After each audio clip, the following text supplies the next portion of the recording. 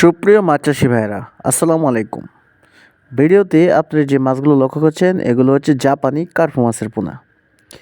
এগুলো মূলত শীতকালীন সময়ের মাছ। যখন অন্যান্য কোনো মাছের রেণু এবং পোনা উৎপাদন হয় না, শীতকালীন সময় তখন শুধু জাপানি কার্প মাছের রেণু এবং পোনা উৎপাদন হয়। এই মাছগুলো পুকুরের তলদেশে প্রাণী। এরা মূলত খৈল, ভুসি এবং কাদা, লতাপাতা ইত্যাদি খেয়ে জীবন ধারণ করে থাকে। একক এবং মিশ্র উভয় পদ্ধতিতে এই মাছগুলো চাষ করা যায়। আপনারা এই মাছগুলো আমাদের কাছ থেকে সংগ্রহ করতে পারবেন। সারা বাংলাদেশে আমরা ইনব্রিডিং মুক্ত, ভাইরাস মুক্ত এই জাপানি কার্প মাছের পোনা এবং রেণু বিক্রি করে থাকি। আপনারা স্ক্রিনে যে নাম্বার রয়েছে সেই নাম্বারে কল করে বাংলাদেশের ৬৪ জেলা থেকেই যে কোনো জায়গা থেকে এই মাছ রেণু পোনা, ধানি এবং চারা পোনা এবং কি যে কোনো সাইজের মাছের পোনা আমাদের কাছ থেকে নিতে পারবেন।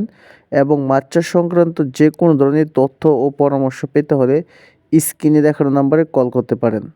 ধন্যবাদ।